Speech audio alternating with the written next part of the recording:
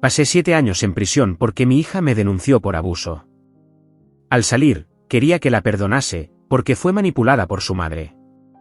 Pero yo, solo quería que me dejen en paz. Hola, me llamo Richard, y fui falsamente acusado de violación por mi hija. Cada vez que terminaba de decir esa frase, todos repetían al unísono, hola, Richard. Algunos aplaudían, otros asentían con la cabeza, pero todos escuchaban en silencio lo que tenía que contar. Repetí esas palabras cientos de veces en cada sesión de terapia grupal, a cada persona que me preguntaba y quería saber de mí. Podía notar que algunos escuchaban con atención, mientras que a otros no les importaba en absoluto. Pero en cada uno pude distinguir esa mirada, la que tiene la gente cuando cree en lo que dices, o al menos finge creerlo. Esa falsa preocupación, esas palabras de después, de apoyo, pero vacías. Así pasé 7 años de mi vida encarcelado por una mentira. Lo que quiero contar hoy es algo que he repetido incontables veces, pero por primera vez lo pongo por escrito fuera de los juzgados. 7 años encerrado, y de repente, un día me informaron que habían retirado los cargos, y unos meses después me dejaron libre. Cuando salí, ya lo había perdido todo. Pero como suele suceder, el pasado que creía olvidado regresó para atormentarme otra vez. Mi familia quería que olvidara. Querían que los perdonara. Fue tan surrealista que no sabía qué hacer ni qué pensar. Antes de continuar, quiero aclarar algo, esta historia es larga, y no soy escritor. Me disculpo por adelantado por cualquier incoherencia. Solo necesito sacar esto de dentro de mí. Como decía, me llamo Richard. Vengo de una familia de clase media trabajadora con fuertes valores tradicionales, o al menos mis padres lo eran. No pasé penurias en mi juventud. Aunque nunca fui particularmente cercano a ellos, mis padres nos dieron, tanto a mí como a mis hermanos, todo lo necesario para ser personas competentes en el futuro: educación, alimento, estabilidad. Me casé muy joven. Conocí a mi esposa, Mónica, en la misma universidad a la que fui. Nos hicimos muy amigos, nos enamoramos y, en un impulso, nos comprometimos a los 20 años. 6 meses después, nos casamos. ¿Por qué tan jóvenes? Bueno, como mencioné antes, mi familia era tradicional, y mi novia había quedado embarazada. Antes de que diera a luz, nos casamos. 3 meses después, nació nuestra única hija. Intentamos tener más hijos, pero sufrimos 2 pérdidas repentinas. Después de la segunda, tanto mi esposa como yo decidimos dejar de intentarlo. No ocurrió nada especialmente relevante después de todo aquello. Llevábamos una vida común, cotidiana. El estrés del trabajo, la rutina del hogar, y sin darme cuenta, el tiempo había pasado. Tenía 34 años. Digamos que ese fue el último año antes de que todo se desmoronara. Ya habíamos terminado de pagar la casa. Tenía algunas deudas de tarjeta, pero nada que no pudiera manejar. Mi esposa no era una persona derrochadora, se controlaba bastante, y eso siempre lo agradecí. Sí, la vida se había vuelto monótona, rutinaria, pero era tranquila. Tenía un buen empleo. Estudié ingeniería y logré trabajar en mi sector. Mi ciudad era pequeña, pero estaba en constante evolución, lo que significaba que, por temporadas, tenía muchísimo trabajo. Eso nos permitía vivir bien. Cada mañana, al despertar, me sentía agradecido por todo lo que había conseguido: una familia unida, una esposa que no solo era mi compañera de vida, sino también mi pilar durante todos esos años. A pesar de los altibajos inevitables en un matrimonio de más de una década, no cambiaría esos 11 años por nada. Como en toda relación larga, no todo eran sonrisas. Con el tiempo, nuestra intimidad se había reducido considerablemente, pero aún teníamos nuestros momentos. Sin embargo, el mayor problema no fue nuestro matrimonio, sino el comportamiento de nuestra hija, Natalia. Ella era todo para mí.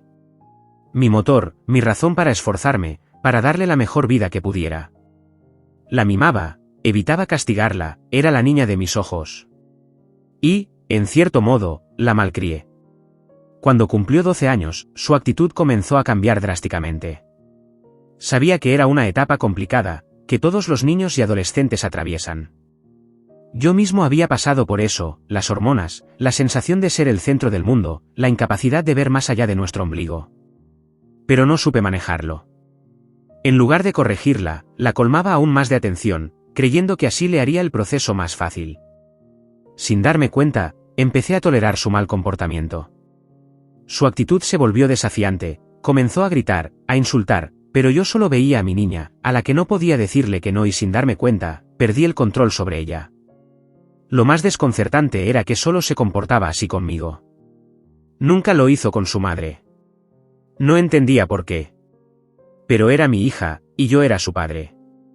Y, pasara lo que pasara, debía estar ahí para ella. O al menos, eso creía. Déjenme contarles sobre aquella última cena antes del desastre. Recuerdo con claridad que esa cena compartimos los tres, una cena aparentemente común, sin nada especial, pero con una tensión que no podía identificar. Natalia estaba ensimismada, con la cabeza baja, enviando mensajes en su teléfono sin prestar atención a nada más. Mónica, por su parte, intentaba mantener la conversación a flote, sonriendo con esa expresión forzada que tenía cuando algo no iba bien. Así que dime, Natalia, ¿cómo fue tu día en la escuela? Pregunté, tratando de romper el hielo. Normal, ¿qué te importa?, respondió, quejándose sin levantar la vista de su móvil. Mónica le lanzó una de esas miradas que solo las madres saben dar. Responde bien cuando tu padre pregunta, le dijo. Sé que estás molesta por lo del otro día, pero eso no es excusa para contestar así, Natalia, mírame cuando te estoy hablando. Vale mamá, pero ¿por qué le importa si él nunca está en casa o viene a los eventos en el colegio?, respondió Natalia, exasperada. ¿Por qué no puede simplemente dejarme en paz? Estuvo discutiendo con su madre durante aproximadamente 1 minuto, justo cuando iba a decir algo. Sin más, Natalia se levantó bruscamente y se fue a su habitación. Mónica y yo nos miramos, tratando de encontrar en los ojos del otro una respuesta a lo que estaba ocurriendo. Sabíamos que la adolescencia era una etapa difícil, que todos pasábamos por eso, pero en el fondo, sentíamos que algo no estaba bien con nuestra hija. No imaginábamos que esos gestos de rebeldía escondían algo mucho más oscuro, algo que se gestaba en su interior. Esa fue, prácticamente, la última cena que tuvimos como una familia unida antes de que todo se rompiera. La mañana siguiente. Me levanté temprano, preparé mi café con un croissant y revisé algunos planos y documentos para un nuevo proyecto en el que estaba trabajando. Todo parecía estar en orden, incluso cuando Natalia entró en la sala. Llevaba en los ojos ese brillo tan particular de los adolescentes en la mañana, una mezcla de energía y desafío. Papá, voy a salir con Lucas esta noche, soltó sin rodeos. Lucas. Repetí en mi cabeza. Un escalofrío me recorrió la espalda. No era paranoia, tenía mis razones. Lucas no era un buen chico. Era problemático, de esos que siempre parecen estar al borde del desastre, o peor aún, del arresto. Y Natalia iba a salir con él. Nunca fui un padre que impusiera su autoridad o dictara cómo debían comportarse los demás. Siempre he tratado de buscar lo mejor para mi familia, para mi hija.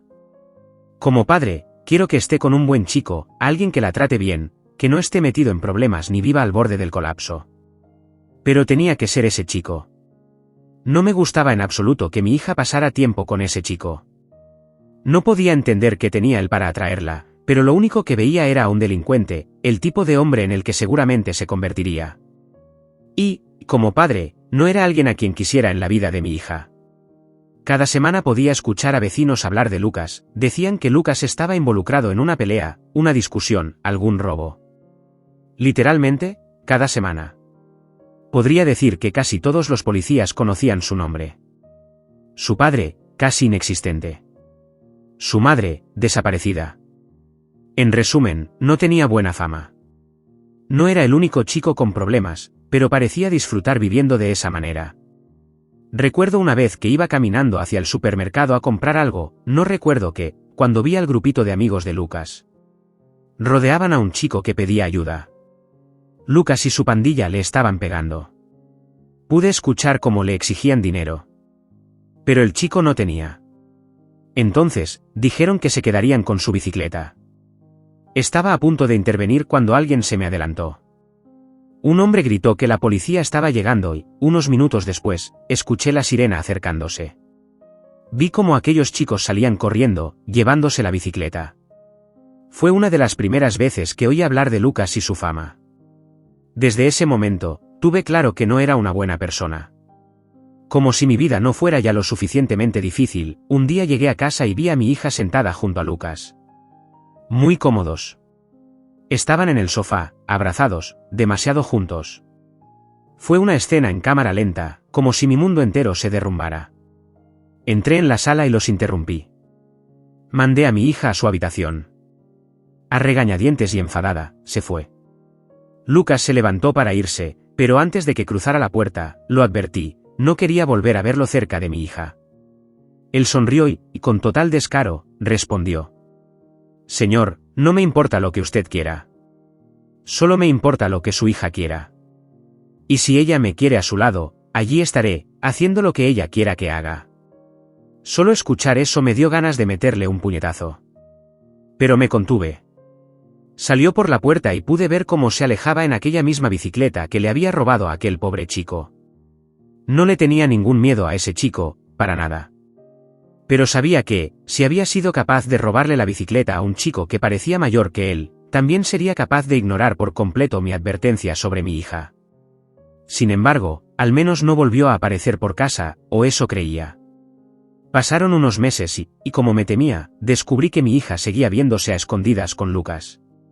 Fue entonces cuando su carácter pasó de mal a peor. Siempre había sido una de las mejores de su clase. Sabía que, si se esforzaba, podría llegar a la universidad. Pero todos hemos sido jóvenes, todos hemos sentido ese primer amor y hemos cometido locuras por él. Por eso, intenté hablar con ella en varias ocasiones sobre lo perjudicial que ese chico podía ser para su futuro. No sabía casi nada de la vida de Lucas. Lo único que tenía claro era que él jamás entraría en una universidad, y si mi hija seguía con él, eso podía perjudicarla, arrastrarla a su mundo. Pero cada vez que intenté hablar con ella, se cerraba por completo. No quería escuchar mis consejos y solo repetía que yo no lo conocía como ella, que si le diera una oportunidad, vería que él era una buena persona. Muchas veces decía que era un terco, un cerrado, que no la dejaba ser feliz. Se aferraba a su argumento y me hacía ver como el villano. Supongo que, de algún lado, sacó esa determinación, solo que la usó en el sentido opuesto. El simple hecho de mencionar que él no era bueno para su vida bastaba para que termináramos discutiendo.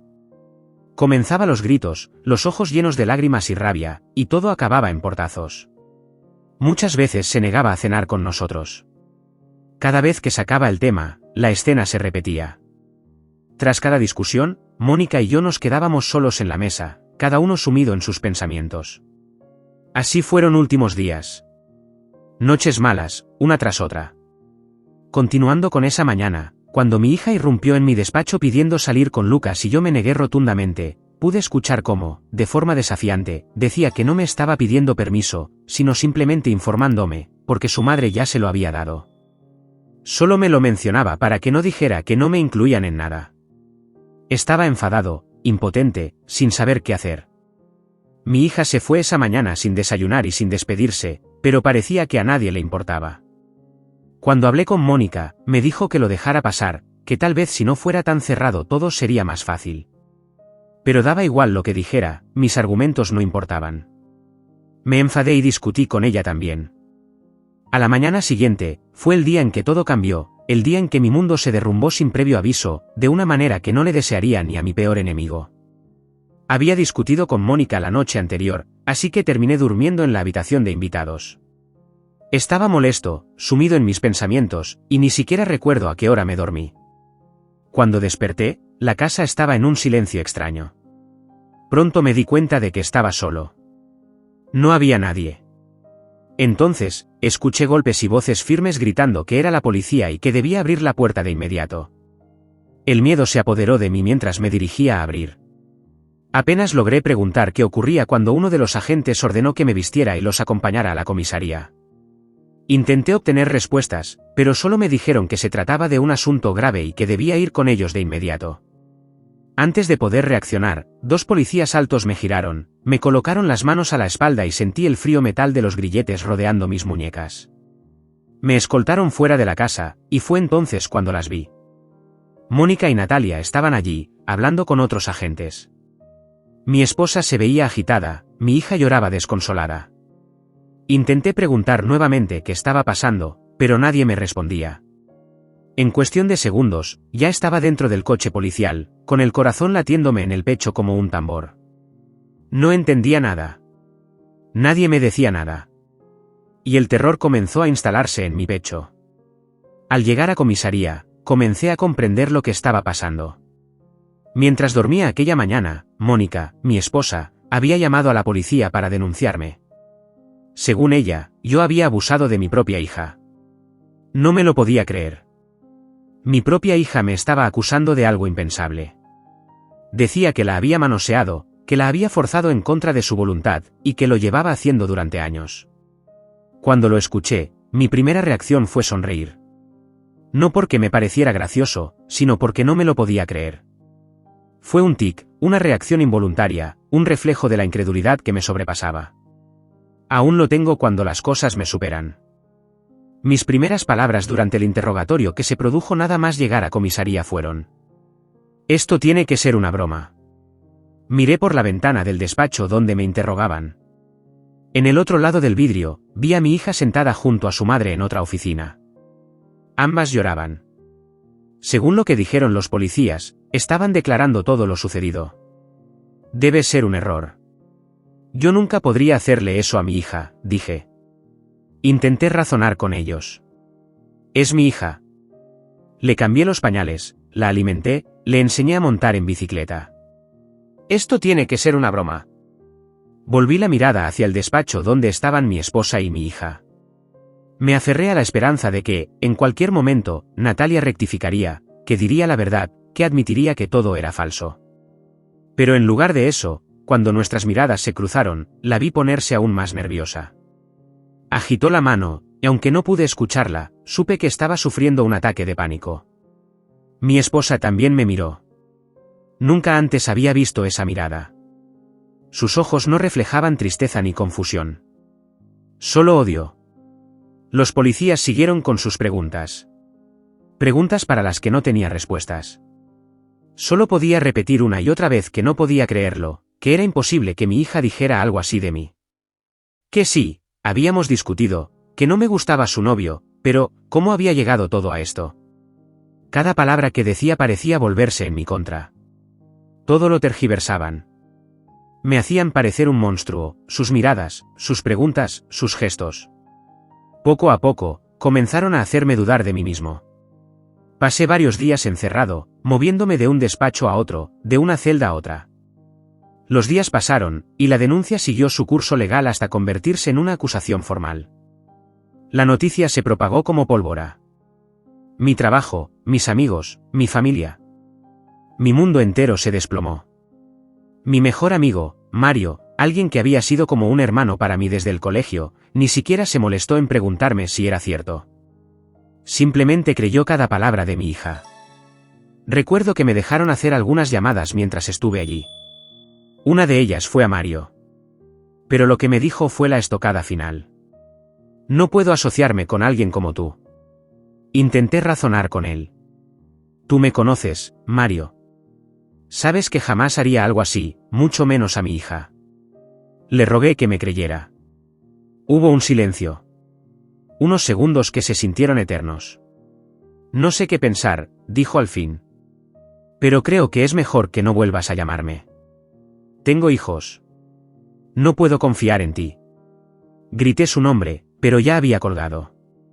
Fue la última vez que hablé con él. Intenté llamar a otros familiares, pero al escuchar mi voz, simplemente colgaban. Solo mis padres contestaron. Pero, para ser sincero, habría preferido que no lo hicieran. Cada palabra que salía de sus bocas estaba cargada de desprecio. De odio. Aquellos que me dieron la vida, los que me vieron crecer, los que siempre estuvieron allí para mí. Hasta ahora. Todos prácticamente decían lo mismo, que no podían creer que yo hubiera hecho esto a mi hija. Intenté explicarles, intenté razonar con ellos, intenté decirles que todo era mentira.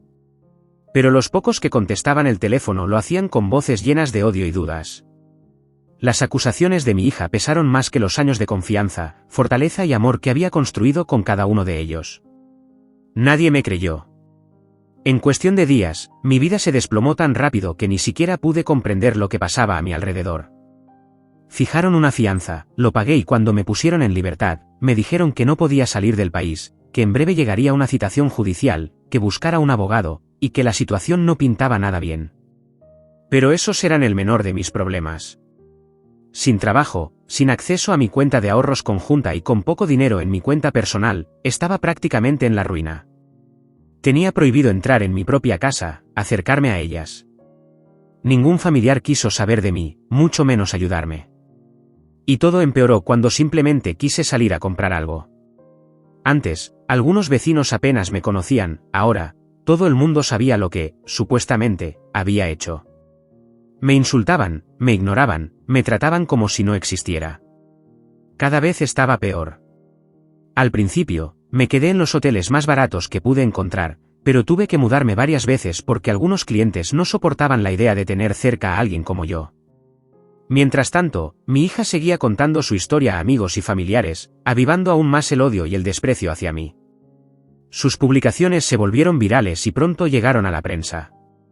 Dado que mi país apoya el feminismo y movimientos similares, los medios no dudaron en contactar con ella. Y ella, repitiendo la misma historia que todos querían escuchar, terminó teniendo aún más voz. En ese momento, ya no solo me odiaban mis vecinos, mis conocidos o mi familia. Ahora era toda la ciudad. Todo el mundo. Por algo que yo no hice.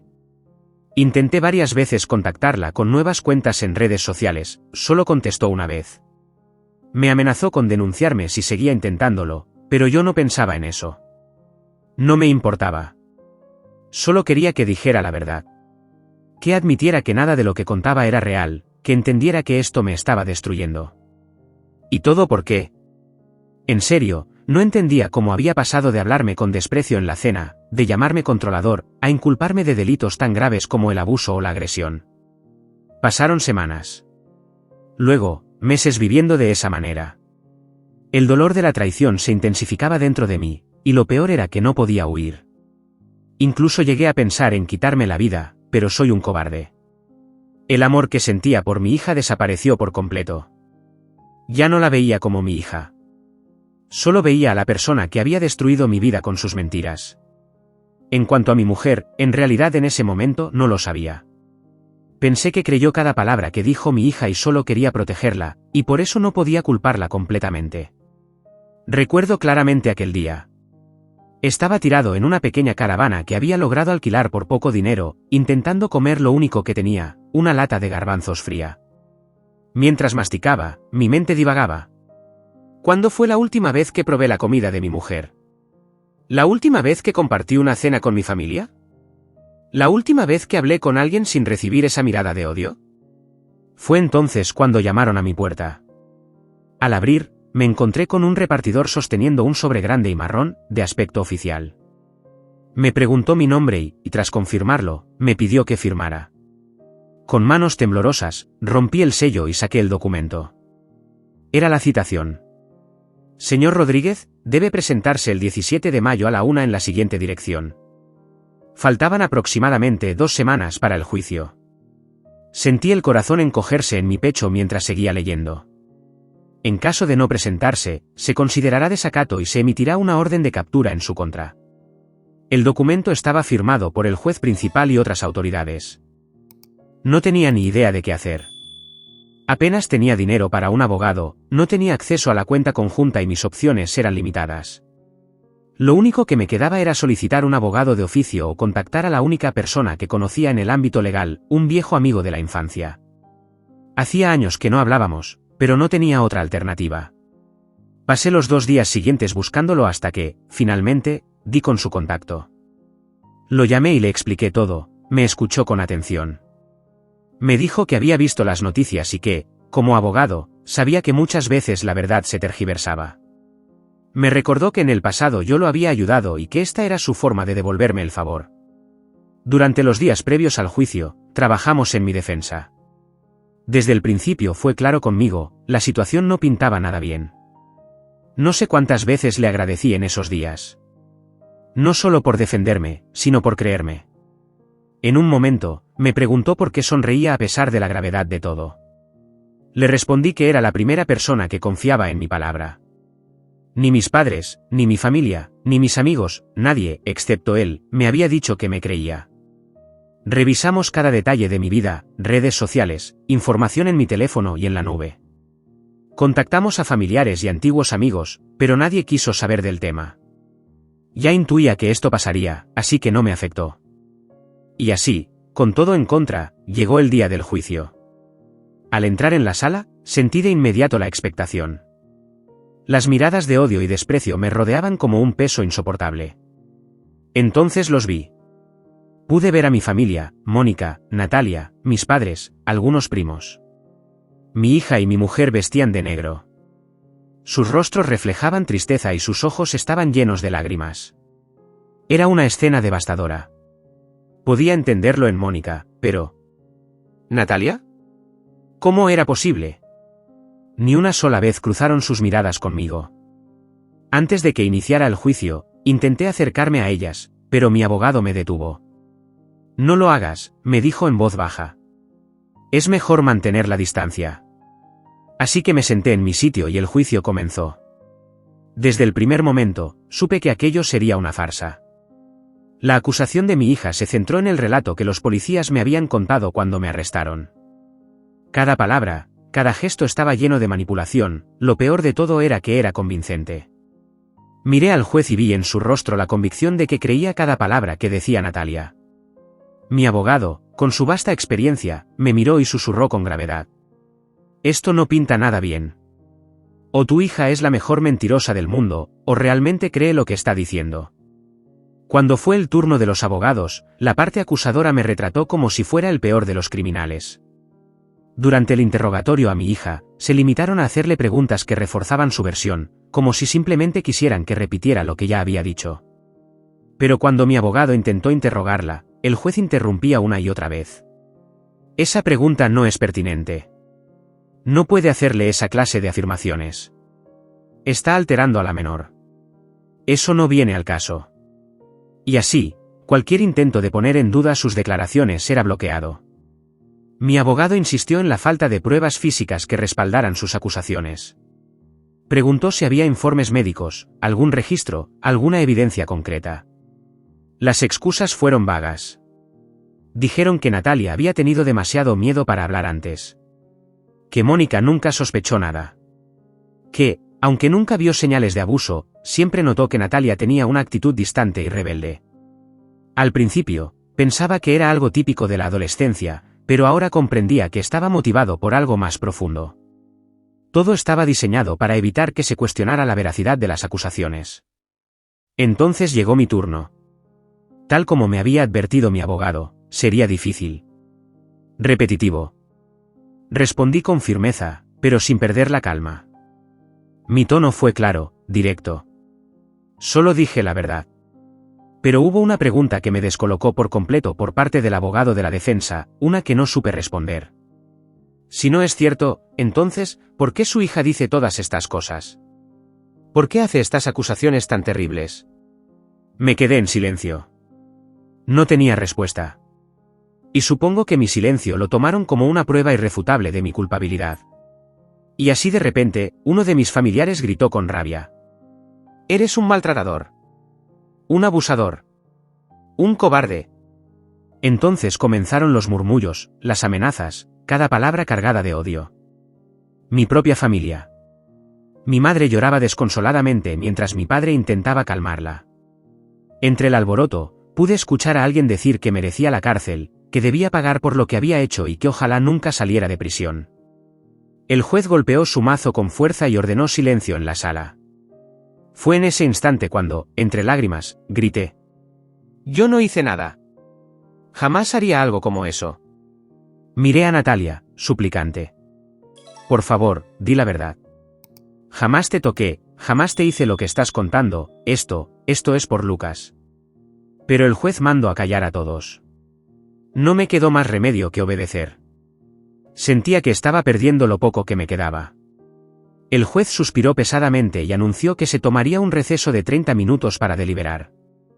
Mi abogado me miró con seriedad. «Las cosas no pintan nada bien», dijo en voz baja.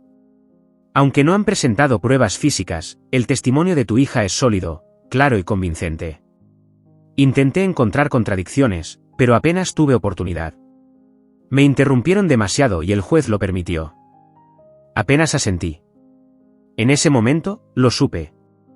Había perdido. 30 minutos después, volvimos a la sala.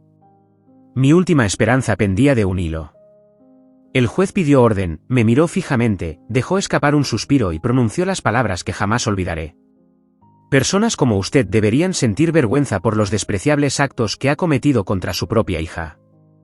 No solo no asume su culpa, sino que tiene el descaro de negar la verdad aun cuando tantas personas, incluida la víctima, han dado su testimonio. Su voz resonó en la sala como un martillo.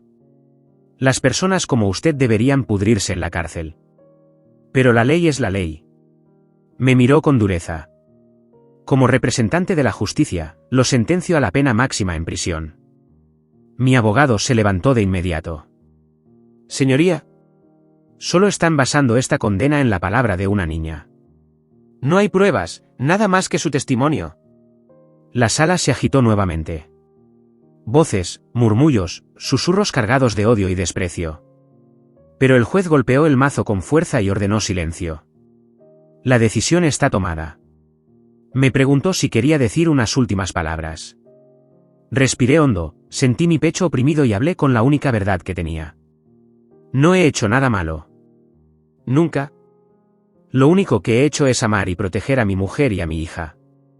Sí, he castigado a Natalia cuando ha sido irrespetuosa o ha hecho algo que no debía, como cualquier padre haría.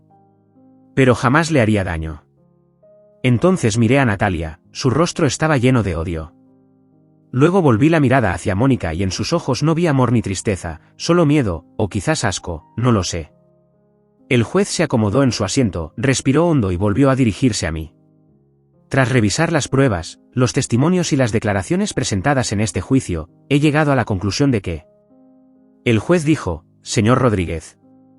Luego, con voz firme. Lo hallo culpable de los cargos de violación, abuso sexual infantil, incesto. Por ello, queda sentenciado a 20 años de prisión. Golpeó el mazo contra la mesa, dando por finalizado el juicio. Se levantó y se marchó sin más. Yo me quedé allí, sentado, sin saber qué hacer. Porque, en realidad, ya no podía hacer nada. 20 años. Recordé las palabras de mi abogado cuando me dijo que la sentencia oscilaría entre 15 y 20 años, pero que era poco probable que recibiera la pena máxima. Sin embargo, eso fue exactamente lo que me impusieron. Me explicó que con buena conducta podría salir entre 1 y 5 años antes, pero que los primeros 15 serían ineludibles. Recordando sus palabras, me desplomé sobre la mesa. Mi abogado me miró con tristeza y desesperación. Tienes que ser fuerte, me dijo. Pero yo solo podía pensar, ¿cómo? ¿Cómo voy a ser fuerte ahora? ¿Cómo se supone que lo haga cuando mi propia hija me ha acusado de algo que no hice y acaban de condenarme por ello? Mi abogado suspiró. Lo lamento. Un guardia se acercó. Sin decir mucho, me colocó los grilletes y me indicó que debía acompañarlo. Antes de irme, alcé la vista y observé la mesa donde estaban mi hija y mi esposa. ¿Sonreían? Lloraban, pero sonreían. Mis padres, en cambio, sollozaban, aunque parecían aliviados. Mis primos murmuraban entre ellos. Alcancé a escuchar sus palabras. Debería estar preso para siempre. Al pasar junto a Mónica y Natalia. No sé si me escucharon, pero, en voz baja, murmuré. Espero que no te arrepientas de lo que has dicho hoy, Natalia. En ese instante, la vi. Vi la cara de Natalia. Sonreía. Solo ella. El policía que me escoltaba me sujetó con más fuerza y me sacó de la sala.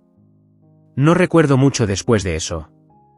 Me llevaron a una habitación, donde dieron mis datos, me quitaron mis pertenencias y me asignaron un número. A partir de ese momento, solo era un preso más. Mi cuerpo entró en pánico. Mi mente se llenó de imágenes de películas carcelarias, de peleas, de violencia.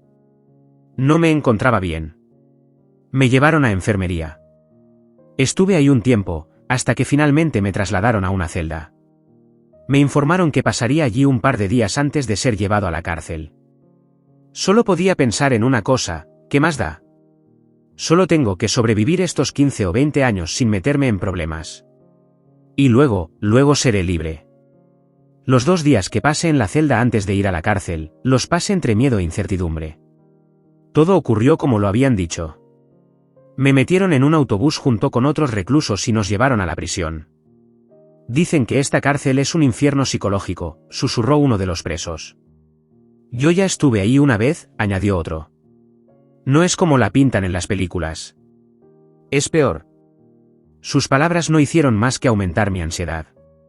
Pero lo peor vino cuando llegamos. Uno de los guardias empezó a nombrar nuestros delitos en voz alta. No los de todos, pero sí los de algunos. Cuando estábamos en la fila, uno de ellos se acercó, me señaló y gritó. Abuso de su propia hija, dijo, casi con asco. Aquellas palabras corrieron como pólvora entre los reclusos. No pasó mucho tiempo antes de que todos los presos supieran lo que hice y así empezaron las amenazas. La primera semana la pasé prácticamente en la enfermería. Uno de los presos me rompió la mano, lo que me dejó ingresado 3 días. Poco después, otro me apuñaló en una pierna y estuve 4 días más recuperándome. Después de eso, varias veces me golpearon entre varios presos. Así transcurrió mi primer mes. Sin embargo, todo se calmaba un poco cuando llegaban nuevos reclusos con delitos iguales o peores. Por un momento, me olvidaban. Después de muchísimo dolor y sufrimiento, de amenazas constantes e incluso intentos de asesinato por parte de algunos reclusos, finalmente logré encontrar algo parecido a la compañía. No sé si llamarlos amigos sería lo correcto, pero, con lo poco que tenía, me bastaba. Conocí a algunos reclusos de distintos países, algunos por sustancias ilegales, otros por robos que salieron mal, y algunos que prácticamente habían pasado toda su vida allí, sin conocer otra realidad más allá de la cárcel. Ellos, a diferencia de los demás, no me juzgaron. Nos tratábamos con respeto, y eso, en un lugar como ese, era lo único que realmente valía. Cumplí mi primer año en prisión. Y durante todo ese primer año ningún familiar vino a visitarme. Los primeros 6 meses, al menos, recibí algunas visitas de mi abogado. Se disculpaba por cómo había terminado todo, por no haber podido hacer más. Me decía que intentaría venir más seguido. Pero después del 6.º mes, dejó de aparecer. Y no lo culpo. Iba a estar ahí 20 años. ¿Para qué seguir viniendo? No recibí ninguna visita, ni mi familia, ni mis padres, ni mi exesposa. Supe por mi abogado que mi esposa había pedido el divorcio. Al estar en prisión, poco podía hacer, para ella, fue un proceso sencillo. Durante esos meses recibí 2 cartas. La primera me informaba que el divorcio estaba en curso. Tiempo después, llegó la confirmación, el divorcio ya se había concretado. Poco a poco, los días se hicieron más llevaderos. Así pasó el primer año, marcado por el dolor, la impotencia y el odio.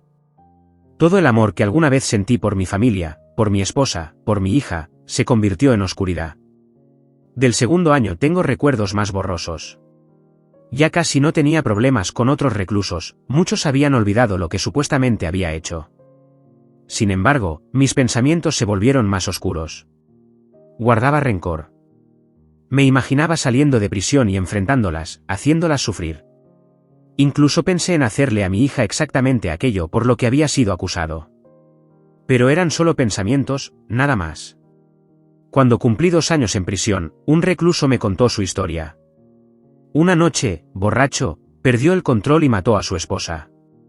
Se arrepentía de ello y, por eso, había decidido unirse a un grupo de apoyo, una especie de terapia grupal donde los internos compartían sus experiencias sin ser juzgados. Me invitó a asistir cuando quisiera. Al principio, dudé en ir. Muchas veces estuve a punto de hacerlo, pero lo posponía. Hasta que un día, finalmente, asistí. Durante las primeras sesiones solo me sentaba en silencio, sin participar. Con el tiempo, logré abrirme. Al principio, solo me presentaba y mencionaba por qué estaba allí.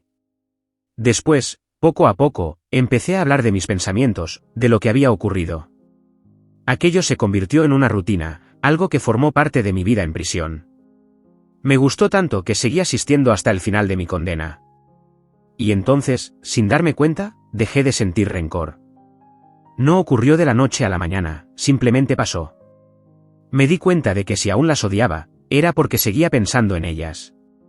Pero si realmente quería seguir adelante, debía olvidar y superarlo. Con el tiempo, encontré otras formas de ocupar mi mente. Me dediqué a hacer ejercicio, a leer en la biblioteca, a aprovechar las pocas cosas que nos permitían hacer.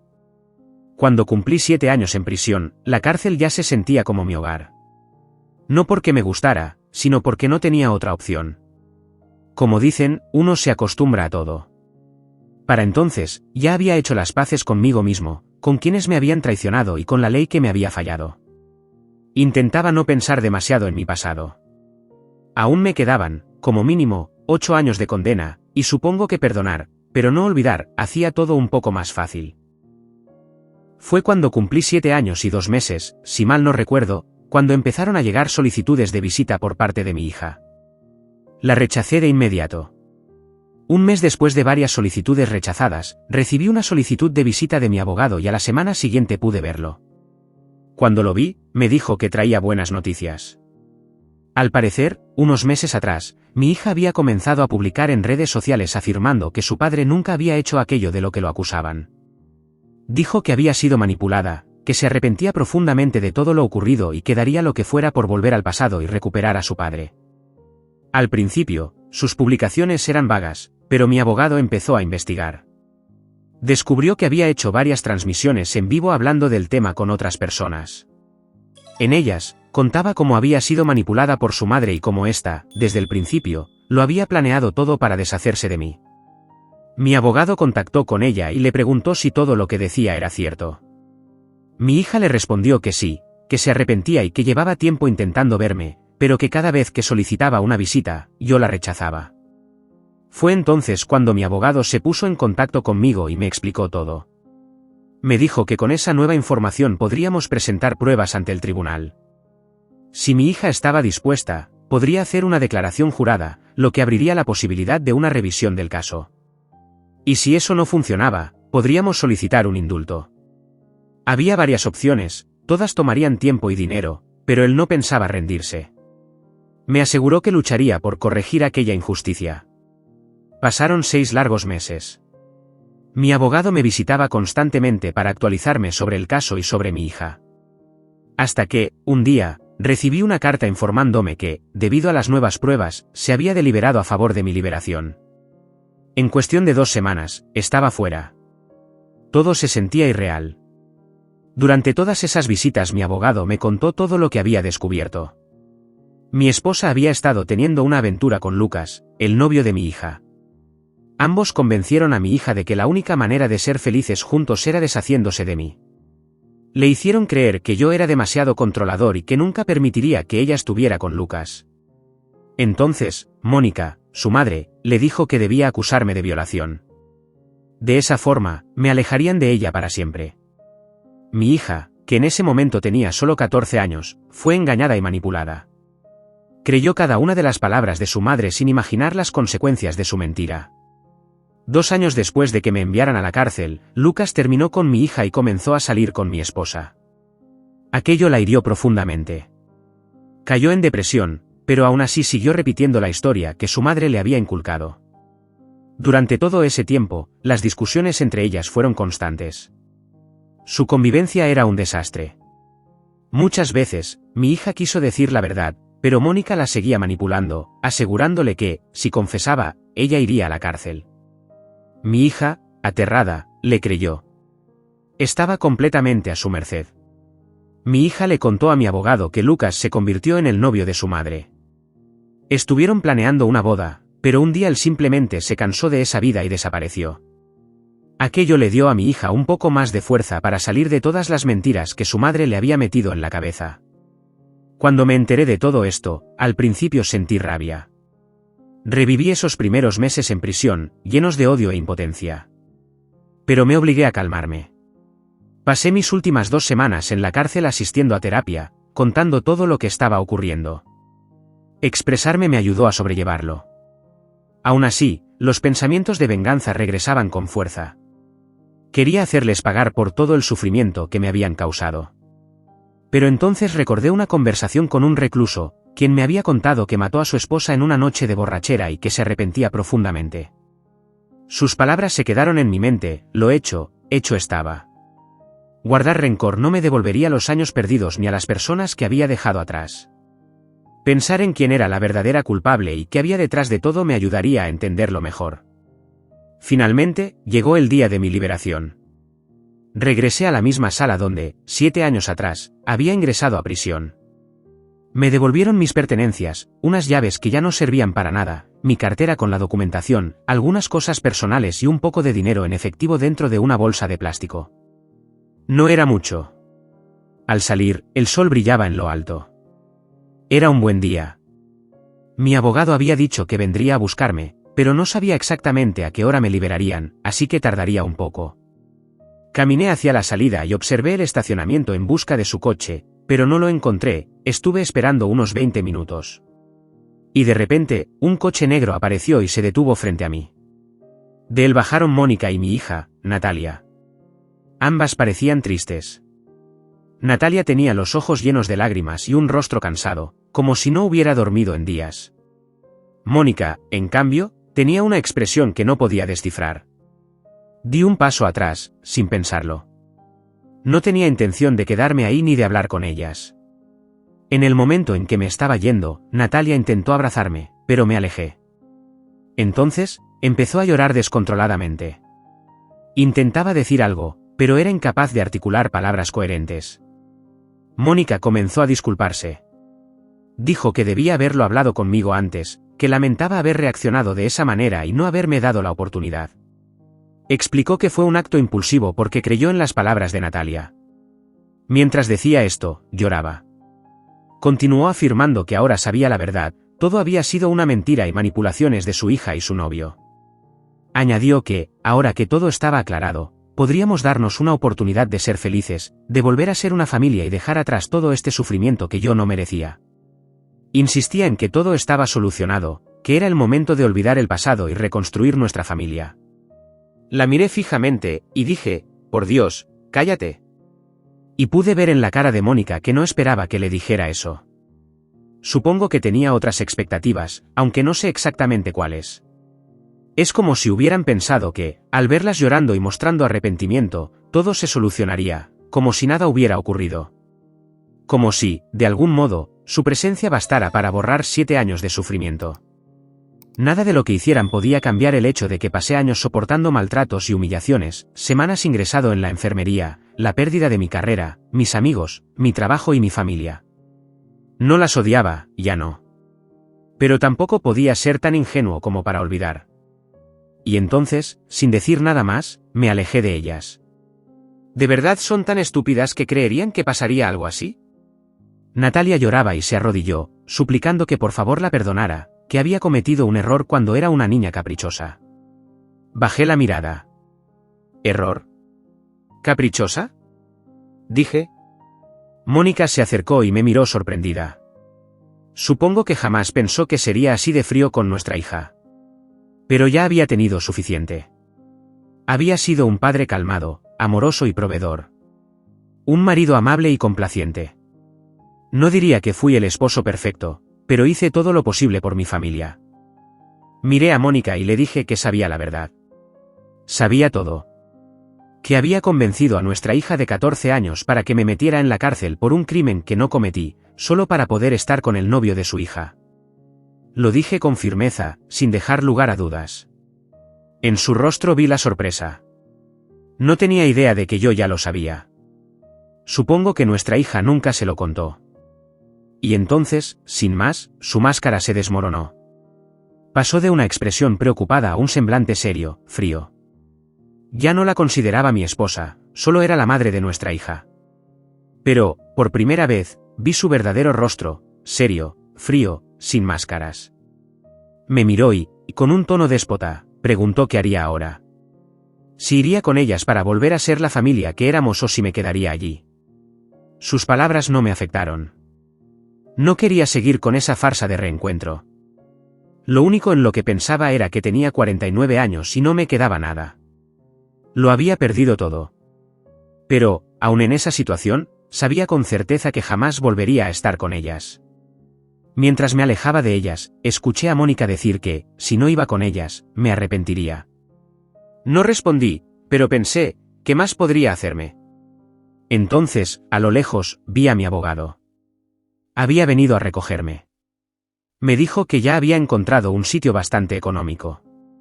Tras el divorcio, la mitad de la cuenta conjunta fue ingresada en mi cuenta personal, por lo que podía vivir cómodamente unos meses. Mi objetivo era encontrar trabajo, pero había un problema. Mi nombre seguía figurando en la lista de agresores, por lo que conseguir empleo no era viable. Aunque me habían retirado los cargos, me advirtieron que borrar mi nombre de esa lista sería más complicado. Envié muchos correos explicando que era inocente, que mi hija había retirado su denuncia y había declarado que todo lo que dijo en su momento era falso, pero nada importaba. Solo quedaba esperar. Gracias a mi abogado, contacté con un antiguo amigo suyo, un hombre que tenía una finca en las afueras de la ciudad. Me ofreció trabajo, no podía pagarme mucho, pero podía cultivar mi propia comida y dormir allí. Mi única labor sería cuidar a los animales, alimentarlos y ayudar con las reparaciones tanto en la finca como en el terreno. Y así fue como, sin quererlo, pasé de ser ingeniero a limpiar estiércol de vacas. Pero sabéis qué, no me importaba. Era trabajo, un trabajo digno. Y para empezar, no estaba mal. Con el paso del tiempo, los dueños de la finca comenzaron a tomarme cierto afecto. Aunque nunca me trataron como a un miembro de la familia, durante mi estancia allí me sentí cómodo. Me preguntaron sobre mi historia, aunque mi amigo el abogado ya les había contado todo. Aún así, les di mi versión. Me escucharon, me comprendieron, lo más importante, nunca me juzgaron. Todo marchaba bien. Me desempeñaba con eficiencia en mi trabajo, aunque los primeros meses fueron difíciles. Nunca antes había cultivado una planta ni cuidado animales, pero con el tiempo aprendí y llegué a supervisar todo. Conocí distintos oficios y gané la confianza de los dueños. Fue entonces cuando empecé a entablar una amistad con Ana, la hija menor de los dueños.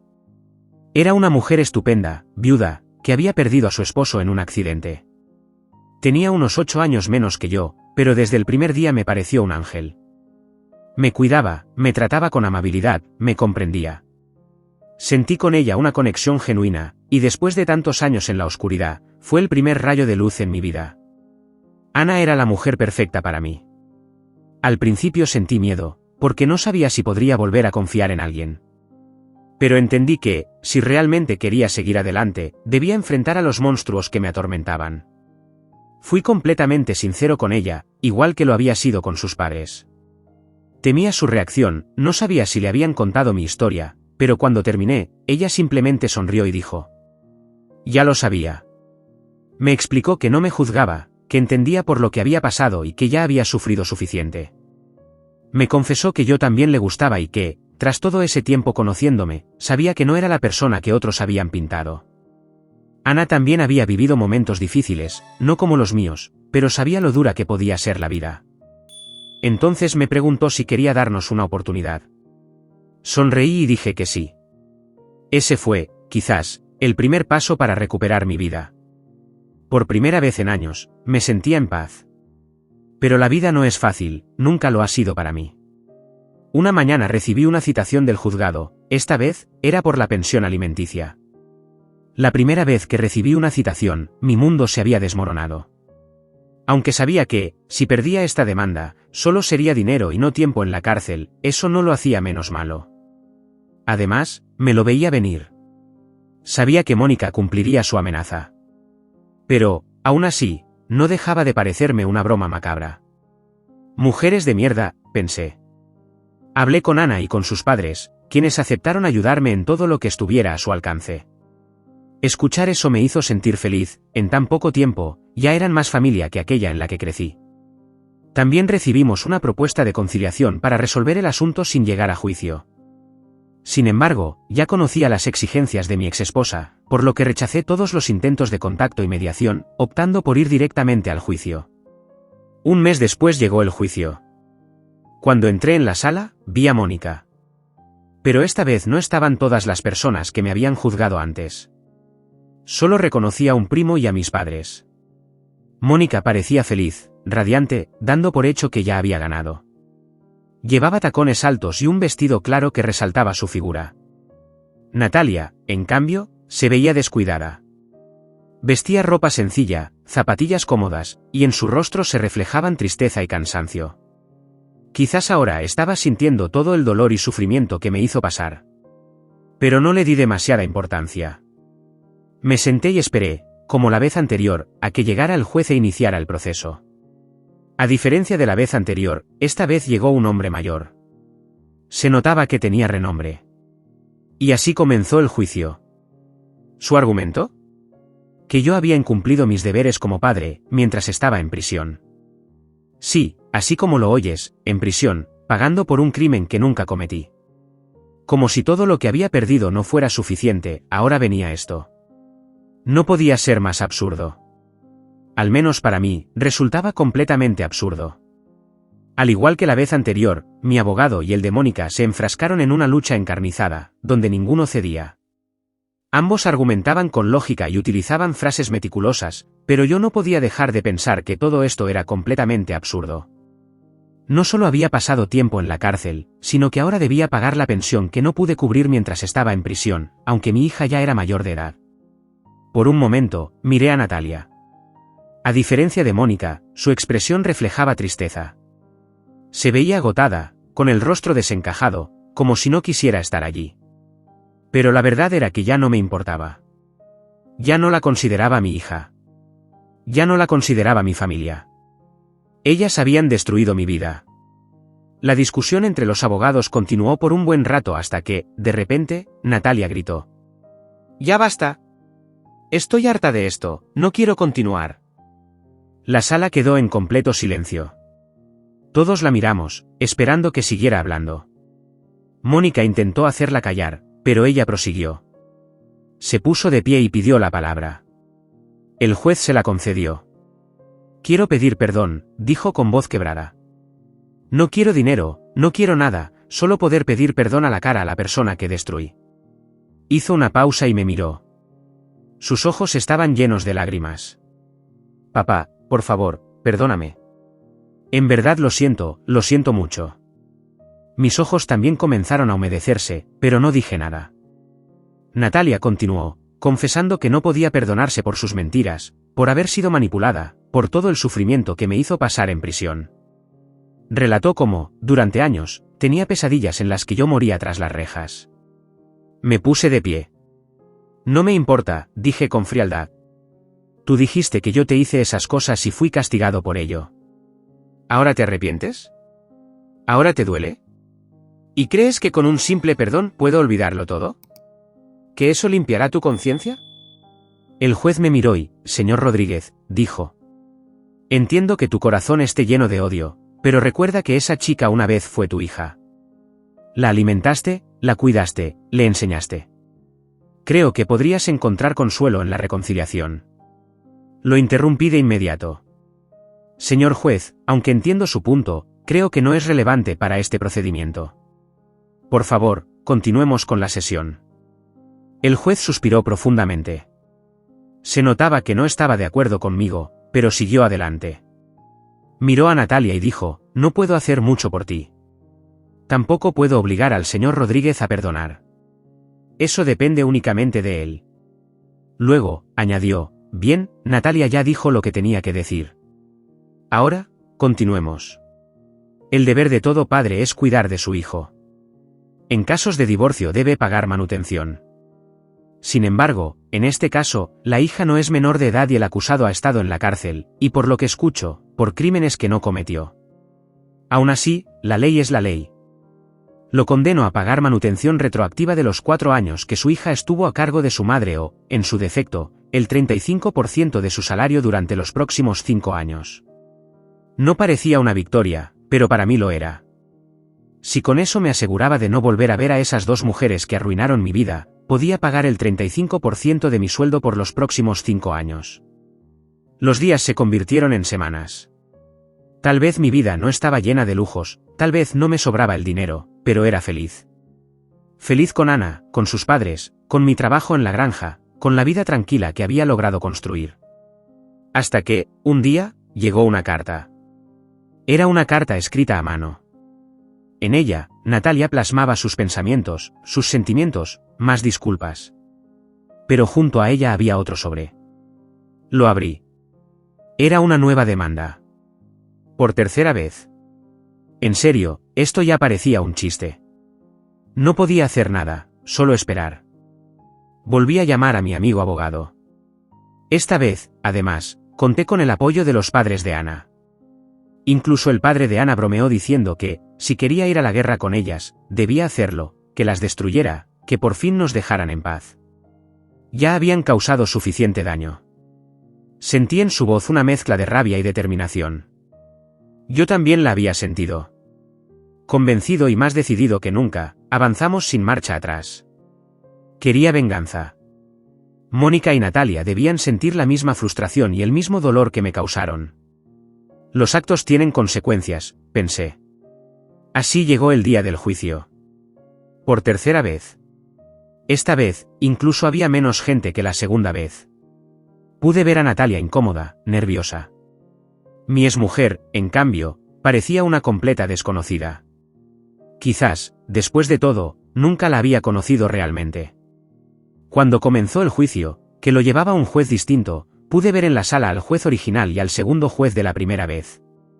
Pero esta vez yo estaba preparado.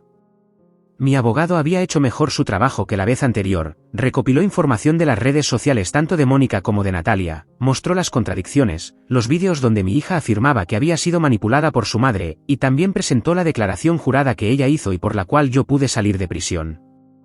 Mi abogado volvió a relatar cómo el primer juez solo se basó en el testimonio de la supuesta víctima, que ahora se retractaba de lo que había dicho. Todo había sido una farsa desde el primer momento. Era entendible que el juez estuviera bajo mucha presión, porque era un caso público, con mucha gente mirando. Pero ahora ya todo se sabía, la verdad estaba expuesta. Mostramos las grabaciones de Mónica en varias de las conversaciones que tuvo conmigo, amenazándome, diciendo que me la iba a hacer pagar, que me iba a volver a meter en la cárcel. Todo eso lo pudo ver el juez. Pude notar que el juez original estaba indignado. Por lo que entendí, él de verdad creía que mi hija era la víctima, y por eso actuó como actuó.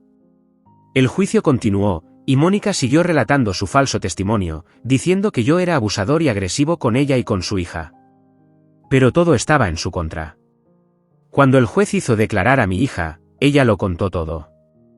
Narró cómo su novio la convenció, cuando tenía 14 años, de que debía decir que su padre abusaba de ella para que ellos pudieran estar juntos. 2 años después, cortaron, y su madre empezó a salir con Lucas. Mi hija colapsó al darse cuenta de que había sido engañada. Pero su madre comenzó a maltratarla, insultarla y amenazarla, diciéndole que, si decía la verdad, ella pagaría las consecuencias. Mi hija empezó a tener pesadillas donde veía que yo moría en la cárcel, donde yo aparecía en la oscuridad en forma de fantasma y la atormentaba.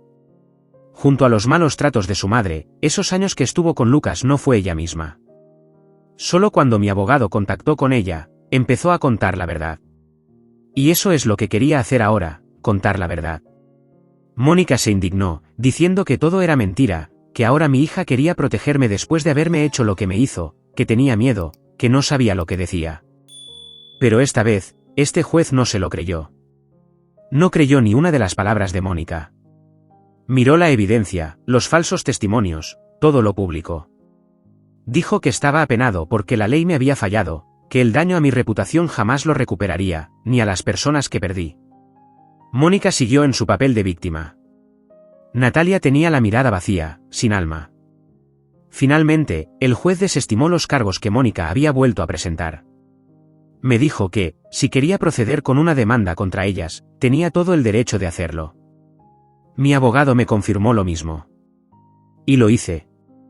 Unos meses después, presenté una demanda contra ellas por falsas acusaciones, por daños a mi reputación, por los años que pasé en la cárcel, por todo. Exhibí las pruebas, mostré sus mentiras. No recibieron años de cárcel como yo, pero al menos logré limpiar mi nombre y obtener una indemnización de $30.000. Me sacaron de la lista de agresores. Pude ver a mis padres, avergonzados, disculpándose.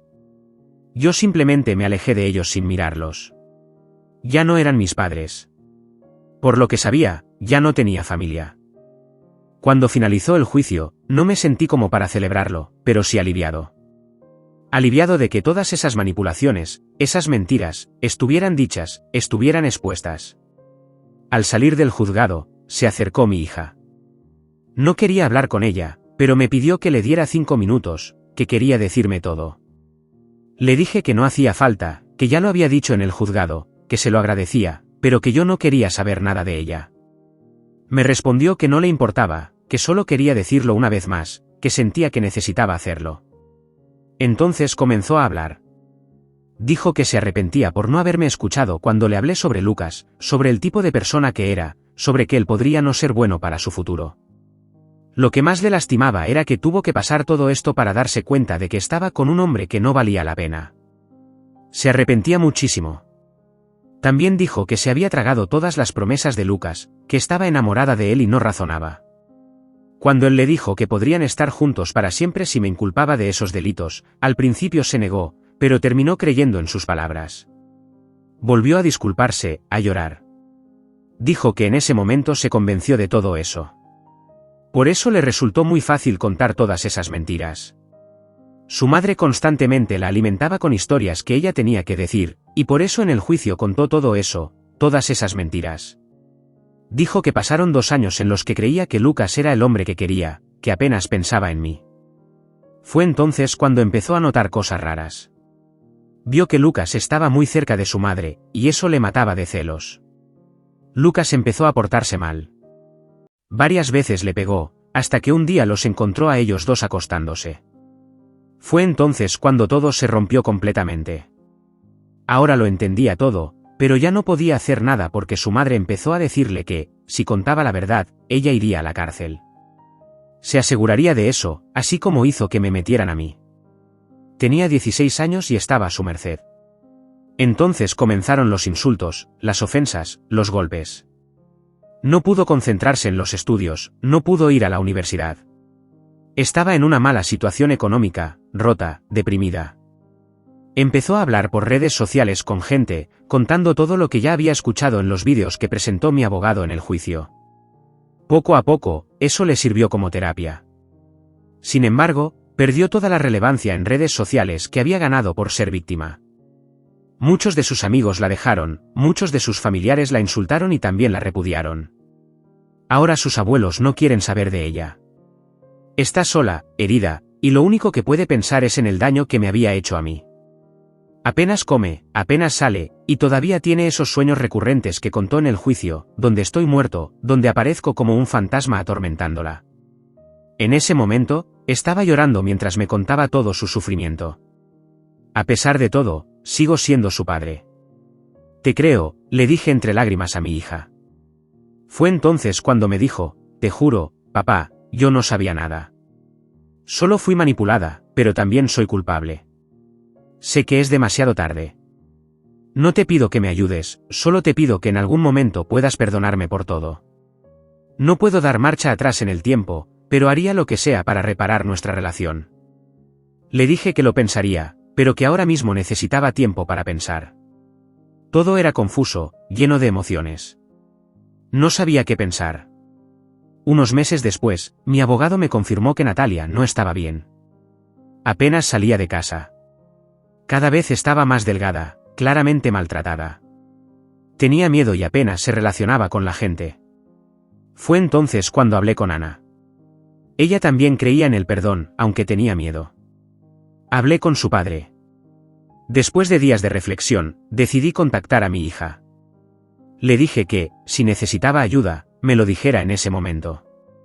En esa llamada, que apenas duró 10 minutos, me lo confesó. Me pidió ayuda y, sobre todo, volvió a pedirme perdón. Así que, con ayuda de mi suegro, sí, suegro, porque Ana y yo nos vamos a casar, fuimos a buscar a Natalia. Ella ya era mayor de edad, así que no hubo problemas. Entró en el coche y nos la llevamos. Desapareció de la casa de su madre. De Mónica nunca supe si la buscó o si le dio igual. No tenía forma de contactarme, ni yo a ella, pero no me importaba. Ahora, después de varios años, Natalia conoció a un vecino del pueblo donde vivimos. Está esperando un hijo. Ha mejorado mucho en todo este tiempo, lejos de las garras de Mónica. Ana y yo ya somos demasiado mayores como para tener hijos, pero Natalia tiene toda una vida por delante. Y ahora, soy abuelo de una increíble niña. Puedo decir que todo marcha bien. Ahora, mirando hacia atrás, solo siento que podría haberme vengado más de Mónica, pero no lo hice. No sé qué fue de Lucas, y espero nunca encontrármelo. Gracias por escuchar a este viejo. Mi vida no fue fácil, tuve muchas decisiones difíciles, la mayoría de las cuales no supe cómo enfrentar. Sin embargo, todo lo que me pasó me enseñó a valorar quién soy, a apreciar a quienes quiero en mi vida, a encontrar el perdón de mi hija y a no permitir que el rencor me consuma. No olvides un like, un comentario y suscribirte para más historias como esta. Gracias por tu apoyo, nos vemos en el siguiente vídeo.